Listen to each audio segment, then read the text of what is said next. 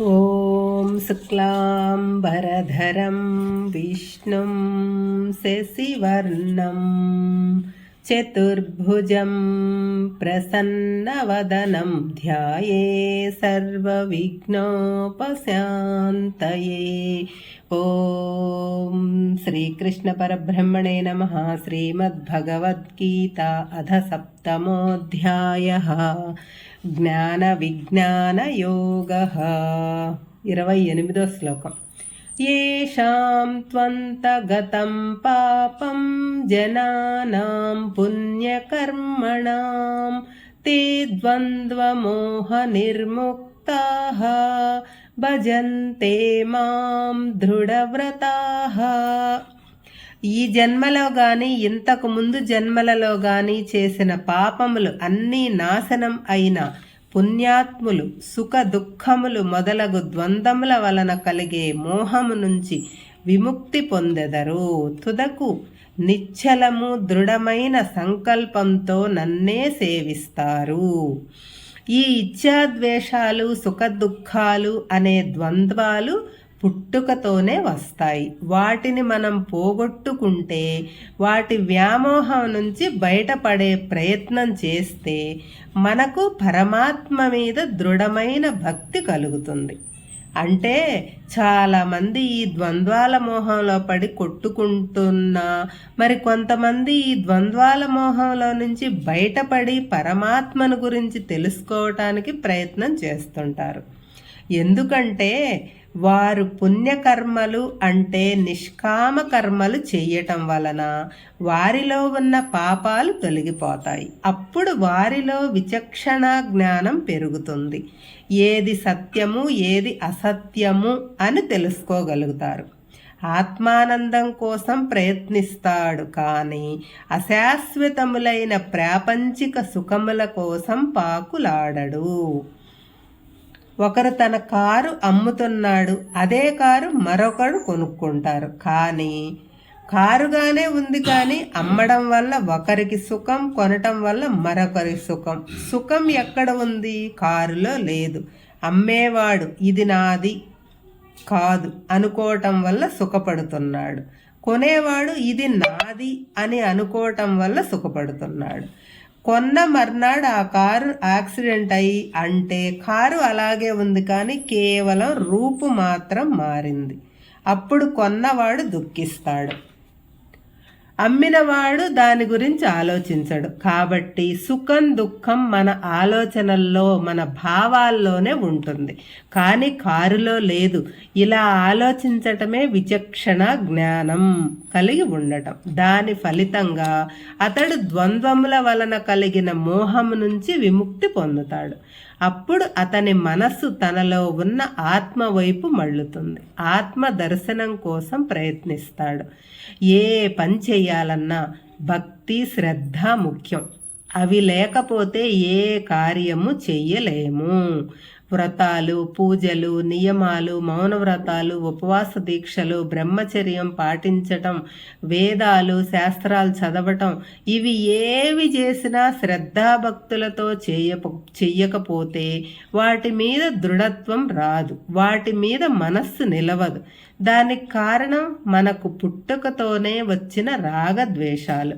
ఒకదాని మీద కోరిక, మరొక దాని మీద ద్వేషం, సుఖము దుఃఖము లాభము నష్టము మొదలగు ద్వంద్వములు। అటువంటి వారు ఏ కార్యాలు చేసినా, ఏ దుష్ట సంస్కారాలు వారిని అటువైపు లాగుతుంటాయి। పరమాత్మ యందు మనసు నిలవదు।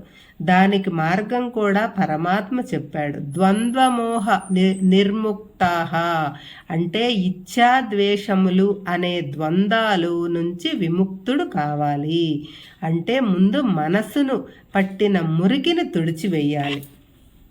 ఇది ఎలా సాధ్యం అంటే పుణ్యకర్మాణం అంటే పుణ్యకార్యములు చేయటం మొదటిది। నిష్కామ కర్మ, దీనితో కోరికలు పోతాయి। అందరినీ సమానంగా చూడటం, దీనితో ద్వేషభావం నశించిపోతుంది। కర్తృత్వ భావన వదలటం, దీనితో అహంకారం పోతుంది। ఇప్పుడు ఏ పూజలు వ్రతాలు చేసినా మనసు నిలకడగా దృఢంగా ఉంటుంది।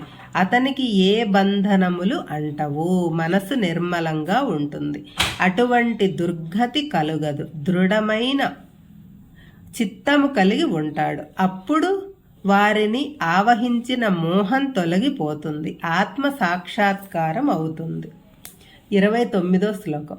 జరామరణ మోక్షాయ మామాశ్రిత్య యతంతి యే తే బ్రహ్మ తద్విదుః కృస్తం అధ్యాత్మం కర్మ చాకిలం.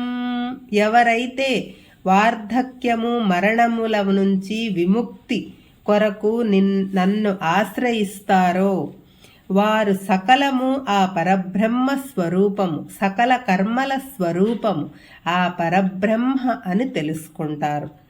మాతృగర్భం నుంచి భూగర్భం వరకు మనం చేసే ప్రయాణమే జీవితం. ఇది అన్ని జీవులకు ఒకటే, తేడా లేదు.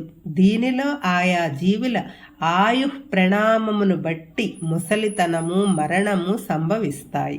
మరలా జన్మ, మరలా ముసలితనము, మరణము, ఇదే జనన మరణ చక్రము. దీని నుండి విడివడటమే మోక్షము. ఇది ఎలా వస్తుందంటే పరమాత్మను ఆశ్రయిస్తే వస్తుంది. ఆ పరమాత్మ ఎవరు? సర్వశక్తిమంతుడు, సర్వవ్యాపి బ్రహ్మము, దానికి మార్గము. ఆధ్యాత్మిక సాధన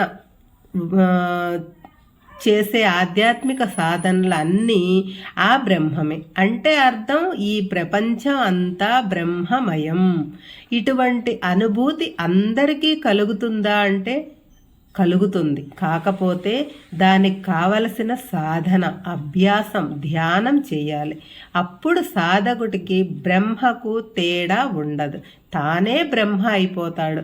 అదే అహం బ్రహ్మాస్మి అనే తత్వం. ఇదంతా ప్రయత్నం వలన సిద్ధించాల్సిందే కానీ ఏ దేవుడు ఇచ్చేది కాదు, ఎవరు పుచ్చుకునేది కాదు. కేవలం భగవంతుని ఆశ్రయించటం వలననే సిద్ధిస్తుంది. ఈ శ్లోకంలో వ్యాసుల వారు 3 పదాలు వాడారు.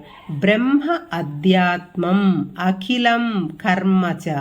తరువాతి శ్లోకంలో ఇంకా కొన్ని కొత్త పదాలు వాడారు. వీటి గురించి వచ్చే వివరణే తరువాతి అధ్యాయం. 30వ శ్లోకం. సాదిభూతాది దైవం మాం సాది యజ్ఞం చయే విదుః ప్రయాణకాలేపి చ మాం తే విదుర్యక్తచేతసః. ఆది భూతము, ఆది దైవము, ఆది యజ్ఞము అన్నీ నేనే అని ఎవరు తెలుసుకుంటారో అటువంటి వారు వారి అంత్యకాలంలో నిశ్చలమైన యుక్తమైన మనసుతో నన్ను తెలుసుకోగలరు. ఇది అధ్యాయంలో ఆఖరి శ్లోకం. ఇందులో ఇప్పటి వరకు చెప్పబడింది 3 అంశాల గురించి ప్రస్తావిస్తారు పరమాత్మ. అవే అది భూతము, అది దైవము, అది యజ్ఞము. ఈ 3 పరమాత్మలో ఉన్నాయి. ఈ 3 గురించి తెలుసుకున్న సాధకులు అవసాన సమయంలో నిలకడ కలిగిన మనసుతో నా గురించి తెలుసుకుంటారు, నన్నే స్మరిస్తారు, నన్నే ధ్యానిస్తారు. ఈ 3 గురించి పరమాత్మ రాబోయే అధ్యాయంలో వివరిస్తారు. అది భూతము, అది దైవము, అది యజ్ఞము. ఈ 3 గురించి తెలుసుకున్న సాధకుని మనసు నిలకడగా నిర్మలంగా ఉంటుంది. భగవంతుని యందే లగ్నమై ఉంటుంది. అటువంటి వాడు అవసాన దశలో ప్రాపంచిక విషయముల గురించి ఆలోచించకుండా పరమాత్మ గురించే ఆలోచిస్తాడు, పరమాత్మను తెలుసుకుంటాడు. అవసాన కాలంలో పరమాత్మను ధ్యానించాలంటే ఒకేసారి అయ్యే పని కాదు. ఎల్లప్పుడూ నిరంతరం పరమాత్మను ధ్యానిస్తుంటే అవసాన దశలో కూడా పరమాత్మ యందు మనసు నిలకడగా ఉంటుంది. ఈ లోకం అంతా బ్రహ్మమయం అని తెలుసుకుంటాడు. మనం ఆ స్థితికి చేరుకోవాలంటే యుక్త చేతసః అంటే మన మనస్సు నిగ్రహించాలి, మనస్సును జయించాలి, మనస్సును ఆత్మలో నిలపాలి.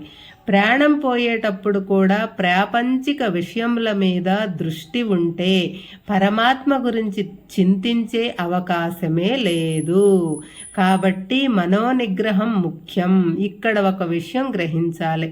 ప్రయాణకాలేపిచ అంటే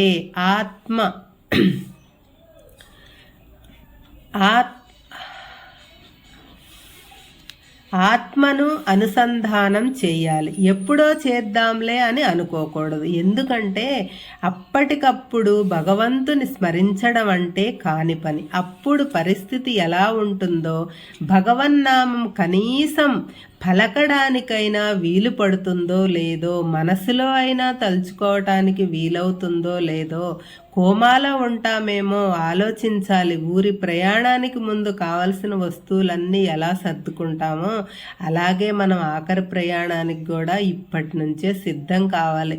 యవ్వనం నుంచే సిద్ధమైతే ఇంకా మంచిది. ఇక్కడ ఇంకో విషయం కూడా చెప్పారు భగవంతుడు. జీవిత కాలంలో నన్ను ఎవరు బాగా తెలుసుకుంటారో అంత్యకాలంలో కూడా వారే నా గురించి బాగా తెలుసుకుంటారు అని అన్నారు. అంటే జీవితకాలం అంతా భగవన్నామ స్మరణ తప్పకుండా చెయ్యాలి అని పరమాత్మ మనకు చెప్తున్నారన్నమాట. కాబట్టి అంత్యకాలంలో ఒక్కసారి నారాయణ అంటే మోక్షం వస్తుంది అనడం వట్టి మాట అని తెలుస్తూ ఉంది. ఆధ్యాత్మిక రంగంలో సోమరితనానికి చోటు లేదు. జీవితం అంతా వ్యర్థంగా గడిపి అవసాన దశలో భగవన్నామ స్మరణ చేస్తే ముక్తి వస్తుంది అనటం సోమరితనమును ప్రోత్సహించటమే కానీ వేరు కాదు. కాబట్టి అందరూ జీవిత కాలంలో భగవంతుని గురించి ధ్యానించాలి, పూజించాలి, స్మరించాలి, ఆరాధించాలి. ఆ అలవాటే అంత్యకాలంలో కూడా వస్తుంది అనటం నిర్వివాదాంశం. దీనితో ఈ అధ్యాయం పూర్తయింది. తరువాతి అధ్యాయం అక్షర పరబ్రహ్మ యోగం. అందులో ఏం చెప్పారో ఈ అధ్యాయం ఆఖరి 2 శ్లోకాల్లో వివరించారు వ్యాసుల వారు. ఆ పదాలే బ్రహ్మ అధ్యాత్యం కర్మచ అఖిలం అధిభూతం అధిదైవం అధియజ్ఞం. వీటి వివరణే తరువాతి అధ్యాయం. ఓం తత్సదితి శ్రీమద్భగవద్గీతాసు ఉపనిషత్సు బ్రహ్మ విద్యాయాం యోగశాస్త్రే శ్రీకృష్ణార్జున సంవాదే జ్ఞాన విజ్ఞాన యోగో నామ సప్తమోऽధ్యాయః. సంపూర్ణం 7వ అధ్యాయం సంపూర్ణం. హరే కృష్ణ హరే కృష్ణ.